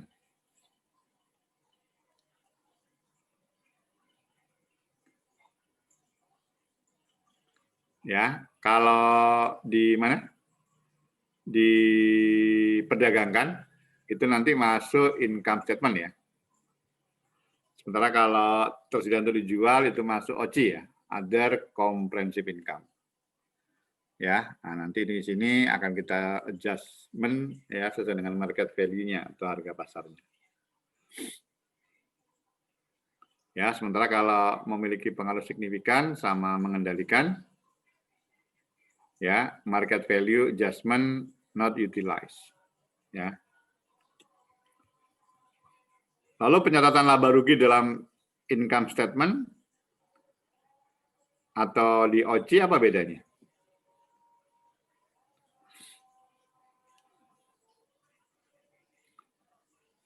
Apa bedanya kira-kira? Ya, apa? Ada yang tahu? Kalau di income statement itu masuk net income, Pak. Jadi karena diperdagangkan itu, maka tingkat realisasinya besar, Pak. Okay. Kalau yang OCI itu karena dia masuk ekuitas, belum terrealisasi, Pak, maka tersedia untuk dijual itu, Pak. Ya. Bedanya itu, Pak. Artinya pada saat diperdagangkan sudah terjadi realisasi, muncul bahwa di situ ada laba atau rugi ya. Sementara kalau yang tersedia untuk dijual berarti sampai dengan akhir tahun belum terjadi realisasi, tapi sudah muncul selisih ya antara nilai perolehan dengan nilai pada saat tanggal neraca misalnya begitu. Oke, makasih Mas Dava atas jawabannya. Ya, kemudian ini ada imbalan yang dialihkan, consideration transferred. Kok belum ada suara azan di tempatmu, Dava? Di sini sudah ada suara azan nih. Ada pengajian rupanya. Oke, atau kamu udah pakai ini ya, ruangan kedap suara ya? Oke ya, bentuk consideration ya, transfer ya. Cash or other monetary transfer, non-monetary asset, equity instrument, sama contingent consideration. Ini kalau saya melihat dari di sini adalah berkaitan dengan apa yang menjadi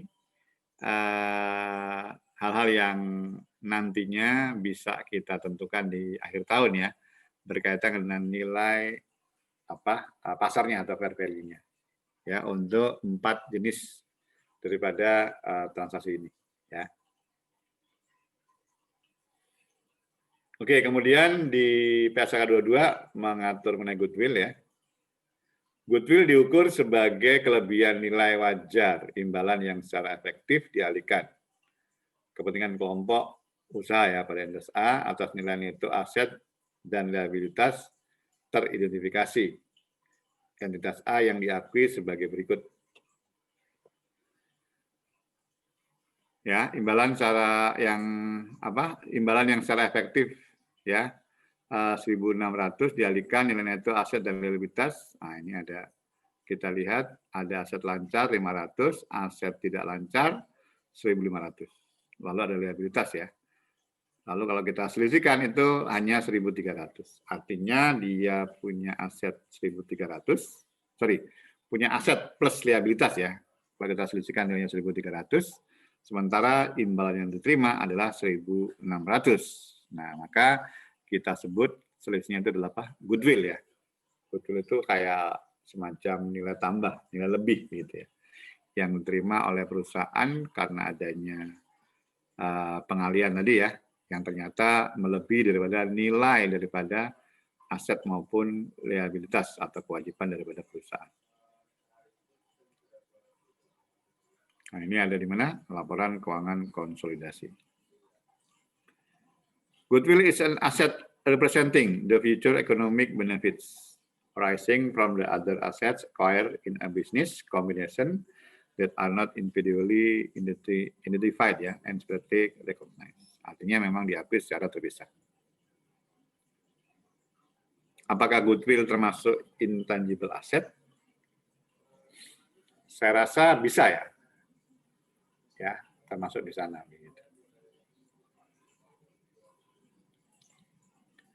Bargain on purchase ya, atau goodwill negatif.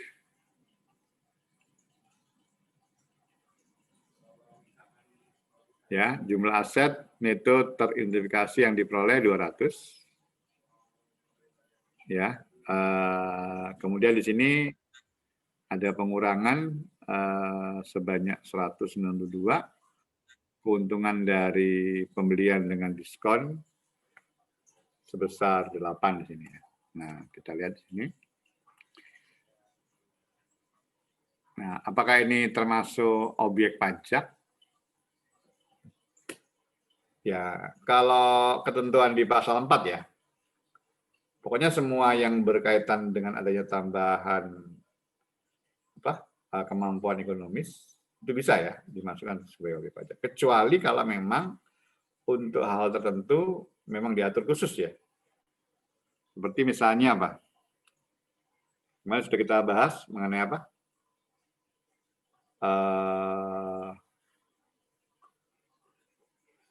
Revaluasi ini lebih ya, bisa lebih, atau apa? Agio saham. Oke, ada yang mau tanya atau punya pendapat? Silakan. Siapa barusan? Izin berpendapat, Pak. Oh ya, silakan. Mengenai gain on bargain purchase ini, Pak, kan dia itu ada di laporan keuangan konsolidasi antara induk dan anaknya digabung ya. itu, Pak. Nah, tapi mohon maaf, Pak, kalau izin koreksi juga, Pak. Sepengetahuan saya itu di pajak tidak mengenal live konsolidasi, Pak, alias untuk pelaporan SPT bahkan untuk itu dia harus memisahkan entitasnya, Pak. Nah, makanya mungkin ada dispute, Pak, yang ingin saya tanyakan, apakah ini bisa jadi bukan objek juga, Pak, karena memang tidak mengenal konsol itu, Pak, atau motivasinya, Pak. Oke, makasih. Jadi memang kalau kita bicara objek harus ditentukan ya, penentuan objek pada siapa begitu. Karena kalau kita bicara pelaporan SPT, yang dilaporkan tentunya bukan laporan konsolidasi. Kalau ini kan berkaitan dengan apa? Perusahaan induk dan anak, yang masing-masing entitas punya kewajiban pajak masing-masing kan. Nah, seperti cabang, kalau cabang memang gabung kan. Ini kan induk dan anak, gabung dengan saham. Misalnya antara siapa? PT Bank Mandiri dengan Bank Syariah Mandiri gitu misalnya. Ya, itu pasti punya laporan konsolidasi untuk itu. Tapi kewajiban dalam hal perpajakan ya nggak bisa dipakai untuk itu. Karena pelaporan PT tersebut atau bank-bank tersebut masing-masing ya. Nah, tentunya ini nanti yang berkaitan dengan bargain on purchase harus dilihat ya. Kalau dimunculkan di sana sementara di masing-masing laporan keuangan tidak ada, ya berarti kalau pengakuan sehubungan dengan di akuntansi memang seperti itu dan di pajak tidak diatur secara khusus, ya berarti kita ngikutin akuntansinya. Artinya pada saat seperti itu berarti pengakuan laba atau rugi di masing-masing laporan keuangan tidak ada. Berarti. Begitu Mas Dava. Makasih banyak, Pak. Oke, nanti mungkin dibaca lagi levelnya. Saya mungkin juga harus membaca lagi karena yang setahu saya memang tadi Mas Dapa benar ya, berkaitan dengan pelaporan SPT tidak mencantumkan laporan keuangan konsolidasi, tapi laporan keuangan masing-masing atas perusahaan begitu. Terima kasih, Pak. Oke, ada lagi? Silakan.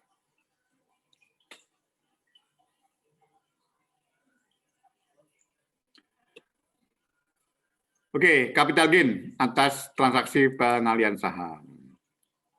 Ya, nilai transaksi akuisisi saham, nilai wajar atau aset bersih, goodwill atau diskon pembelian. Nah, pada laporan keuangan parent only investasi diakui sebesar nilai transaksi. Goodwill hanya muncul pada laporan keuangan konsolidasi. Ini jelas ya, tadi menegaskan lagi ya yang tadi ditanya oleh Mas Dapa. Ya. Bentar. Nanti. Ya. Nah, di sini nanti kalau memang ada muncul capital gain ya, Pak, bisa nggak Pak muncul agio saham tadi? Ya, agio saham bisa aja, jelas pasti bisa muncul ya, agio atau disagio. Tapi kalau melihat ketentuan ya di PP 94 ya tahun 2010, maka agio saham tidak termasuk sebagai apa? Objek pajak. Sebaliknya disagio juga tidak boleh sebagai biaya, ya, begitu. Tapi memang harus ditampilkan ya. Termasuk nanti kalau agio saham ini dikapitalisasi menjadi saham bonus ya, sama dengan apa kemarin? Selisih lebih ya, revaluasi aktiva tetap begitu. Ya. Kecuali kalau menjual apa capital gain atas pengalihan saham itu bukan sahamnya dia gitu ya. Saham pihak lain, kalau itu ya pasti kita hitung ya laba ruginya. Tapi kalau penjualan sahamnya karena kepemilikan atas saham yang dijual di bursa efek, nah itu nanti akan dikenakan apa? PPh final ya, 0,1%. Ini tadi ya, konsep goodwill versus on consideration transfer ya, less atau dikurangi equity interest in the net fair value of the equity identifiable asset and liabilities. Apakah goodwill itu sama dengan keuntungan? Begitu. Nah ini yang tadi yang kita bicarakan kan ya. Kalau dianggap keuntungan, apakah itu nanti menjadi objek pajak kan begitu? Ya. Kalau gain on bargain purchase, ya sama dengan tadi ya. Tapi berbedanya terbalik karena di sini accrued interest-nya dikurangi dengan consideration transfer begitu. Ya, ini karena selisih aja ya, selisih nilai yang didapatkan karena adanya pengalihan tadi. Kalau menurut saya sih ya, karena tadi konsepnya di pajak tidak termasuk dihitung daripada apa objek atau menjadi objek, maka ya bisa jadi goodwill tidak dianggap sebagai apa keuntungan kalau di mana di ketentuan perpajakan untuk itu.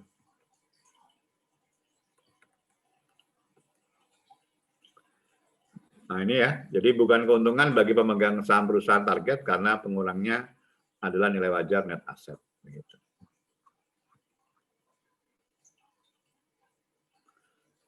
Nah, keuntungan bagi perusahaan yang mengakuisisi ya, gain on purchase, bargain purchase tadi ya. Nah, secara fiskal bagaimana? Ya, tadi saya katakan ya, kalau itu memang dinyatakan sebagai dasar untuk perhitungan pajak, ya harusnya dilihat lagi ya konsep tambahan kemampuan ekonomisnya begitu. Ya. Kalau memang disebutkan ada di sana ya kita kenakan pajak. Tapi saya rasa bisa saja nanti ada hal-hal yang berbeda untuk itu ya. Kalau ini berkaitan dengan apa?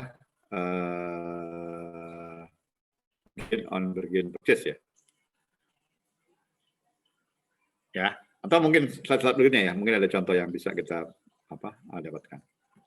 Oke ya, ini termasuk objek pajak atas pembelian di bawah harga pasar tadi kan. Ya, bargain purchase nih misalnya. Harga pasar 60 juta. Harga jual 55 juta. Ya. Ini daripada pemegang saham. Kemudian nilai sisa buku adalah 40 juta. Ya, sisa buku adalah 40 juta.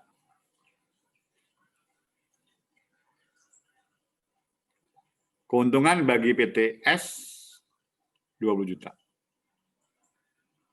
Ya kan?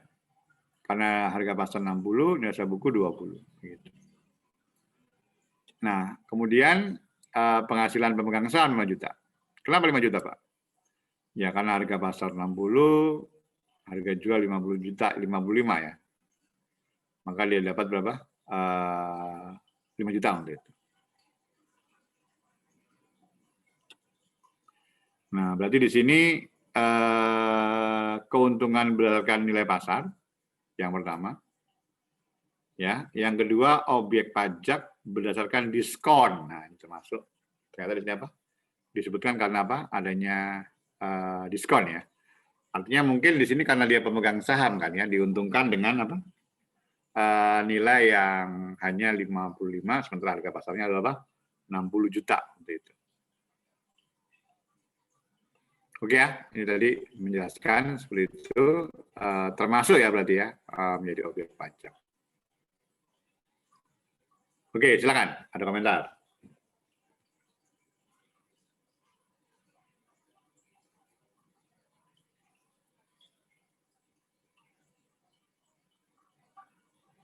Tidak ada? Lanjut ya. Jam berapa sudah? Masih lama ya? Jam berapa selesai kita? Mas Revin? 4:30 ya? 4:30, Pak. Oke. Sebentar, ini udah slide keberapa ini? Masih banyak ya?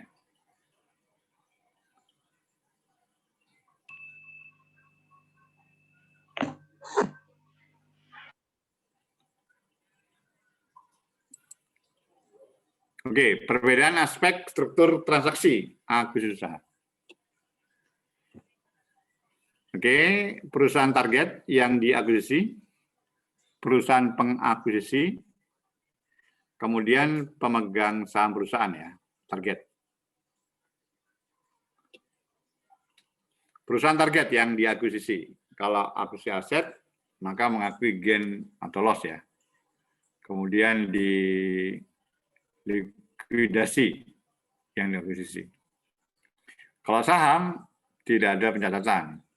Ya, laporan keuangan nanti akan dikonsolidasi. Ya. Sementara untuk perusahaan pengakuisisi, ya memilih aset, mendapatkan basis nilai pasar aset, sama mengabaikan kewajiban. Ya, artinya kewajiban tidak dihitung. Kewajiban itu maksudnya liabilitas ya. Oke, kemudian untuk akuisisi saham, mengakui investasi atau goodwill atau diskon, serta mendapatkan prospek usaha. Sementara pemegang saham perusahaan target tidak terlihat langsung, kalau dilikuidasi mendapatkan kontribusi. Kemudian mengakui gain atau loss ya, serta bisa mendapatkan saham di pengakuisisi.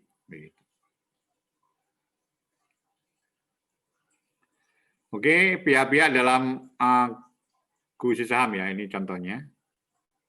Ada pengumuman ya, rencana pengambil alihan. Bahwa PT Citra Pesona Sawit berkedudukan di Jakarta Barat dengan ini mengumumkan rencana pengambil alihan sebagian besar saham PT Prima Palma Mandiri berkedudukan di Jakarta Barat. Ya, perseroan dengan jumlah saham seluruhnya sebanyak 35.999 saham. Ya, atau 99,997%. Ya, ini kayaknya desain satu saham doang ya. Desain satu lembar saham kayaknya. Apabila ada pihak-pihak yang mempunyai kepentingan atau keberatan atas rencana tersebut, ya, Maka di sini disebutkan ya, maka dapat mengajukan ya surat secara tertulis kepada PT Citra Pesona Sawit. Dengan alamat ya S. Parman. Pengumuman ini dibuat guna memenuhi ketentuan pasal 127. Ini Undang-Undang BT ya. Oke ya, ini maksudnya dalam hal pengambil alihan usaha atau akuisisi harus diumumkan seperti itu. Nah, mungkin ada pihak-pihak yang merasa bahwa sahamnya itu masih milik dia gitu atau hal yang lain ya, perlu diberitahu untuk itu. Ya, perusahaan yang sahamnya dijual, PT Prima Palma tadi Mandiri. Nah, ini proporsi sahamnya. Kemudian penjual sahamnya di sini ya oleh Health and Rich Resources Ltd.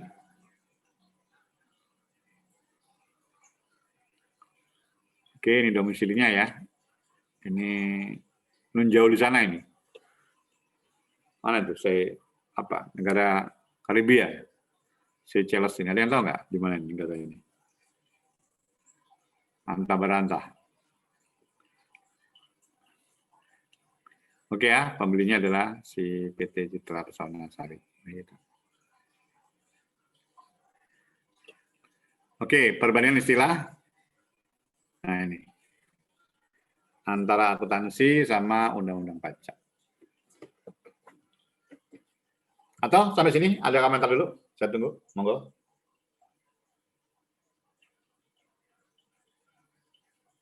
Silakan.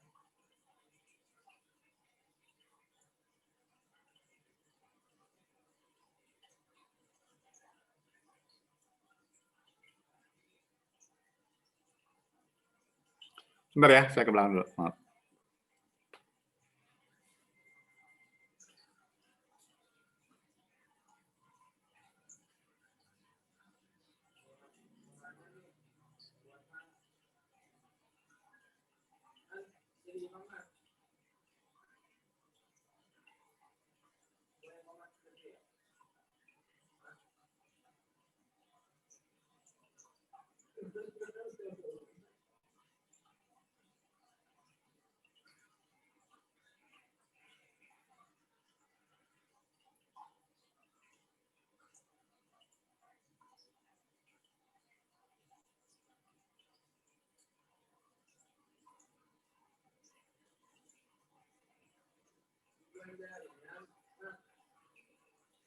Perbandingan istilah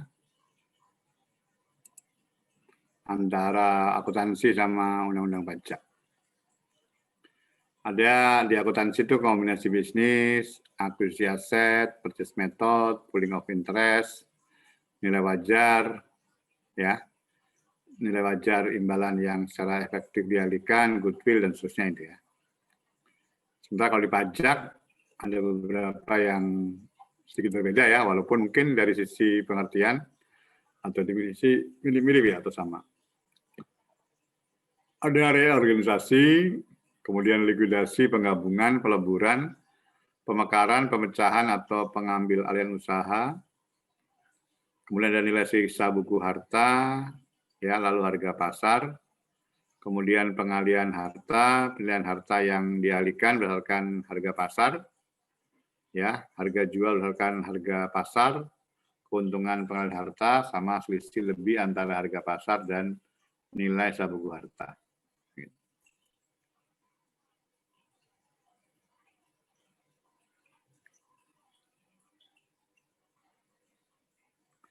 Kasus konversi bisnis model. Nah, ini. Bisnis model itu mungkin yang kita bicara adalah perusahaan ini bergerak dalam bidang apa. Pak, tadinya dia pabrikan, tapi sekarang menjadi hanya penjualan gitu ya, atau retail gitu ya, atau distributor. Ini disebutkan tutup pabrik, ya produsen Chevrolet jadi perusahaan distributor. Bisa aja kan seperti itu, ya nggak lagi menjual lagi produk Chevrolet, tapi mungkin menjadi bagian daripada perusahaan distributor atas produk otomotif yang lain misalnya begitu.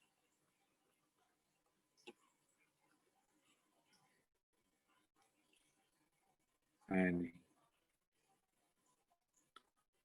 Ya. Atau mungkin hanya beberapa perusahaan otomotif biasanya gabung ya. Seperti yang saya tahu ya, kalau kita lihat Nissan sama Mitsubishi itu gabung. Makanya Nissan Grand Livina itu bentuknya kayak expander kan, mungkin tahu ya Anda. Ya mungkin itu ya hal yang seperti itu yang bisa kita nyatakan sebagai apa? Kasus konversi bisnis model. Tapi yang setahu saya sih kalau Nissan sama Mitsubishi sama-sama masih apa? Produksi mobil ya sampai sekarang. Begitu.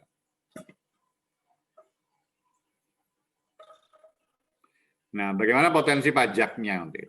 Ya, tergantung nanti pada saat dia mengalihkan konversi bisnisnya, apakah nanti bisa dinyatakan di situ ada tambahan kemampuan ekonomis begitu.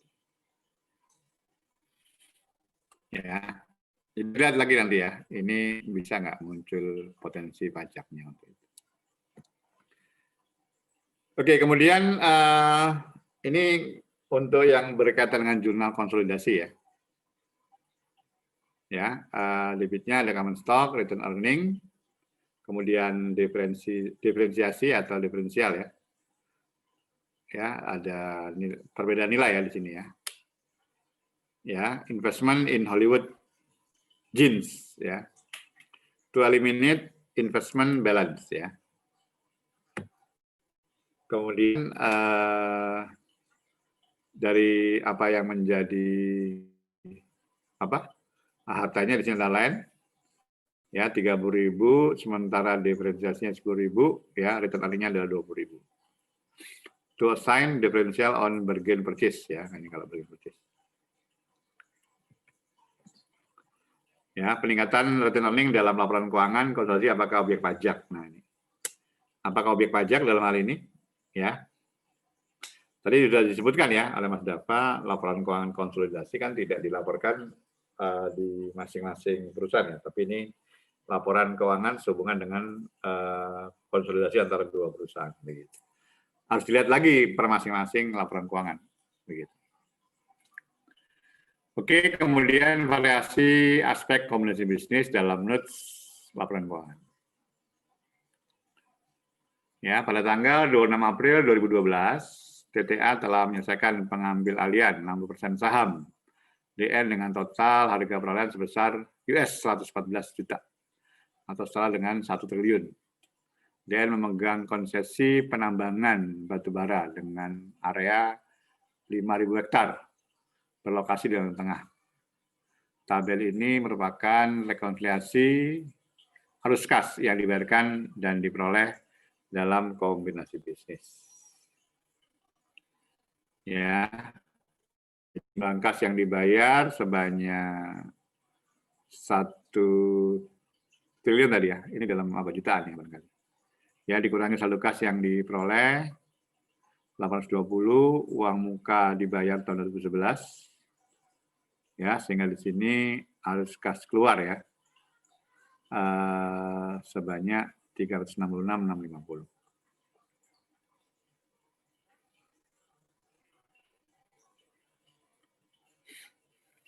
Nah, ini disebutkan ya, tabel berikut ini merangkum imbalan yang dibayar tadi ya, dan jumlah aset yang diperoleh.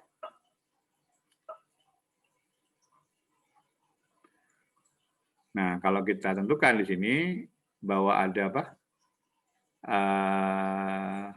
Beberapa ini informasinya sepotong sih ya, tapi nggak apa-apa, coba kita lihat ya. Ya, harga perolehan 1 triliun, imbalannya 100 miliar, sehingga totalnya 1 triliun 10 miliar ya. Kemudian alokasi harga perolehan.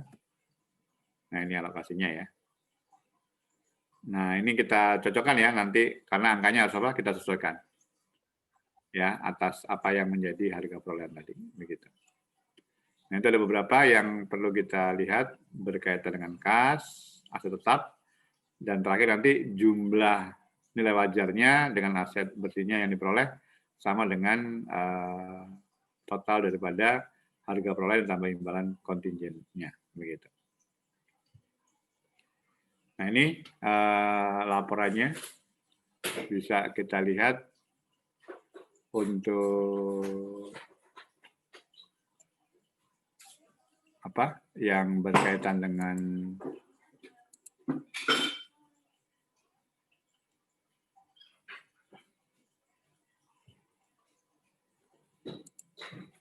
Apa goodwill-nya ya?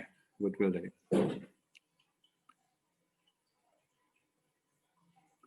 Oke, ini angkanya langsung total aja begitu ya.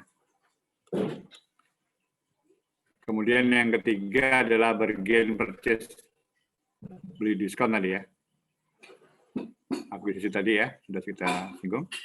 Nah ini angka-angkanya.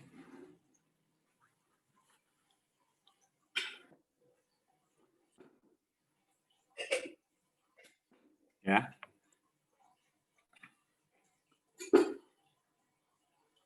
Nah ini keuntungan ya. Sekali lagi keuntungan kalau memang masuk ke dalam laporan keuangan atas masing-masing perusahaan tetap akan ditentukan sebagai objek.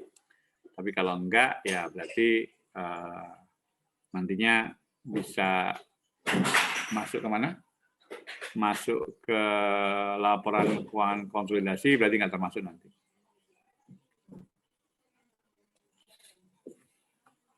Oke, kemudian akuisisi nilai wajar dan nilai buku. Ya, pada bulan Juni 2010 perusahaan mengakuisisi 8% saham IBKP melalui pembelian dengan rincian sebagai berikut. Ya, 77,8% saham IBKP yang dimiliki oleh Indovika pihak yang mempunyai hubungan istimewa. 2,2% saham IBKP yang dimiliki oleh PT Lusli Kreasi Bersama, ya pihak ketiga. Perusahaan mengakui atau mencatat aset dari kewajiban IBKP yang diperoleh dari Indovika yang merupakan pihak di bawah pengendali, ya yang sama dengan perusahaan sebesar nilai bukunya, sedangkan yang dibeli melalui LKI dicatat sebesar nilai wajarnya. Jadi ada dua ya, untuk yang dari Indovika menggunakan nilai buku, sementara dari LKI menggunakan nilai wajar. Oke, nilai buku sebelum akuisisi, ya kita lihat di sini nilai asetnya. Cuma angkanya ini angka yang sudah given ya, di angka sebelumnya nggak ada. Jadi kita bisa hanya menerka aja ini untuk asetnya, berapa besarnya yang akan ditentukan nilai bukunya. Sementara untuk si LKI tadi ya menggunakan nilai wajar. Atau kalau misalnya kita lihat dari sisi apa yang menjadi nilai wajar fair value-nya, ya sehubungan dengan aset dan kewajiban yang dialihkan ya. Ya itu perbedaannya ada di ya kalau kas sama ya. Lalu aset, nah ini real estate ya yang berbeda itu. Sementara kewajiban tidak ada perbedaan nilai, sehingga nilai yang berbeda aset bersihnya itu karena adanya perbedaan atas aset real estate, karena adanya perbedaan nilai buku dan nilai wajarnya. Ya nilai buku versus nilai wajar nih.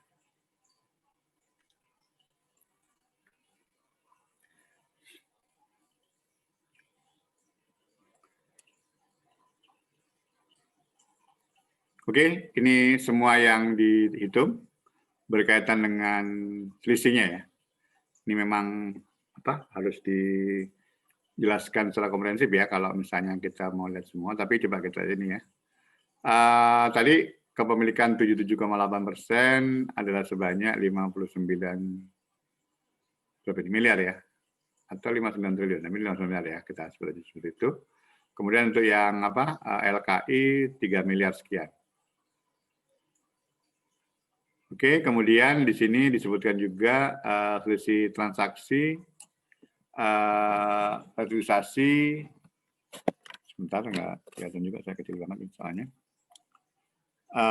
sebesar 6 miliar ya, 616 begitu. Nah ini perbedaannya. Kemudian biaya perolehan dibayar dengan arus kas keluar bersih pada saat akuisisi sebesar 19 miliar setelah dikurangi kas dan setara kas yang diperoleh sebesar 36 miliar. Jadi 19 miliar itu diperoleh dari 54, ya, dikurangi 35 miliar sekian tadi ya, begitu.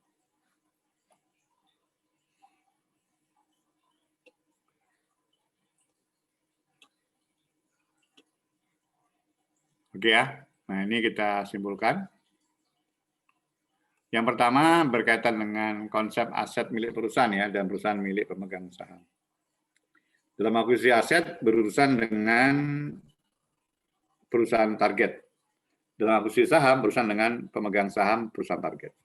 Ya, artinya kalau akuisisi aset berarti nanti harus kita lihat ya, si target ini adalah siapa?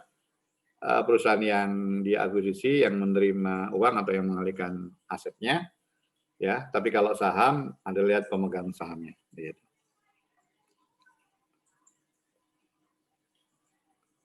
Oke, jadi akuisisi usaha tadi ada akuisisi aset sama akuisisi saham. Akuisisi aset bisa juga ada likuidasi atau pembubaran atau tetap eksis ya. Ya, kemudian kalau likuidasi atau dibubarkan, ya, 2 akun ya, likuidasi dan SH di distribution ya. Dan tetap eksis mengakui gain atau loss on sale of operation. Ya, kalau ada si perusahaannya nggak bubar ya, tetap eksis. Sementara untuk pengakuan saham ya, ini kalau apa yang tadi ya, pengaruh atau tidak pengaruh, ya kurang 20% itu pasal 10 ayat 1 ya. Artinya nanti harus dihitung ya berapa selisih antara apa namanya laba rugi sehubungan dengan pengalihan tadi. Untuk yang kurang 20 atau 20 sampai 50. Sementara yang lebih dari 5% ya ini berkaitan dengan akuisisi, tapi tetap ya tetap dicatat sehubungan dengan pasal 10 ayat 1 ya, tetap merupakan apa? Objek nantinya. Sementara kalau yang disebutkan berkaitan dengan apa? Akuisisi usaha karena adanya pengalihan aset bukan saham, itu sesuai dengan pasal 4 ayat 1D angka 3 ya, dan pasal 10 ayat 3 Undang-Undang BPH. Menggunakan apa? Nilai wajar. Ya, selisihnya adalah merupakan keuntungan.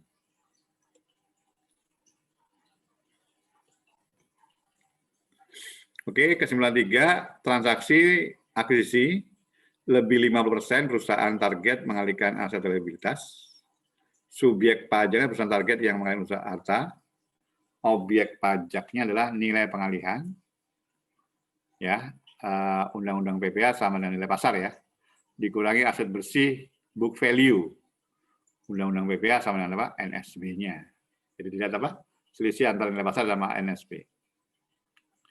Sementara untuk pasal 10 ayat 1 Undang-Undang PPH, ya, transaksi akuisisi sampai dengan 100%, perusahaan target tetap eksis, tidak mengalihkan harta, pemegang saham perusahaan target. Nah, nanti nilai pengalihan seharusnya sesungguhnya dikurangi dengan apa?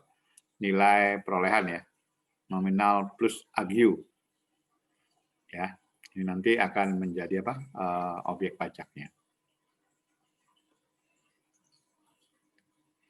Jadi akuisisi saham, objek pajak, capital gain, saham pasal 10 ayat 1 ya, Undang-Undang PPH. Lalu dilanjutkan dengan merger. Nah, nanti kalau dengan merger berarti apa? Nah, ada objek pajak keuntungan pengalihan harta. Jadi artinya yang pertama akuisisi saham dulu, tapi setelah itu ada kelanjutan, yaitu dengan adanya apa? Merger. Ya, maka nanti disebutkan di sini adanya pengalihan harta untuk itu. Oh, sudah habis. Masih ada waktu. Silakan, ada pertanyaan? Atau saya ini dulu ya. Saya absen dulu, nanti saya takutnya mepet waktunya. Bentar ya.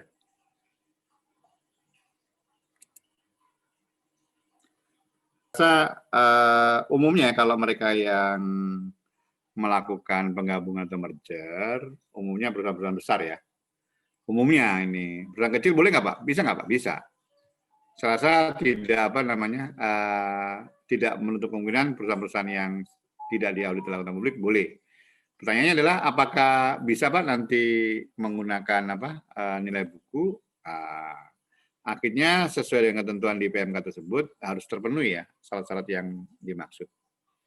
Tapi kalau menurut saya ya umumnya yang diperbolehkan menggunakan nilai buku itu karena memang ada suatu potensi pembayaran pajak yang besar. Tapi di sisi lain si perusahaan ini juga nantinya akan menjadi perusahaan yang diharapkan mendapatkan laba yang begitu besar juga. Jadi win-win solution ya, artinya dia dapat solusi nggak usah bayar pajak, tapi nanti di kemudian hari dia akan bayar pajak. Ya, jadi saya rasa tidak menutup kemungkinan seperti itu. Ya, rasa bisa saja. Tadi siapa yang nanya? Reski? Ya Pak Rizky Adianto. Nanti Nomor saya berapa sampaikan. 22 Pak. Oke. Ya, terima kasih Pak. Oke.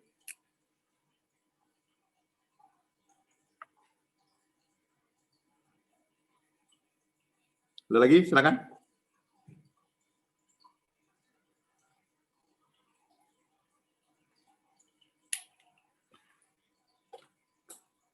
Kalau dulu alasan misalnya Bank Mandiri kenapa pakai nilai buku ya? Yang setahu saya ini kan bank plat merah gitu kan. Artinya memang walaupun BUMN ya, tapi tetap barangkali ada hal yang lain ya. Ya yang berkaitan dengan persyaratan yang memang diperbolehkan begitu. Ya dalam hal ini kalau bank plat merah ya pasti ada alasan-alasan tertentu untuk itu.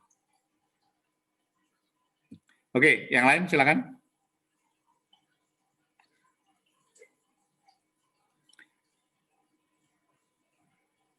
Sudah cukup?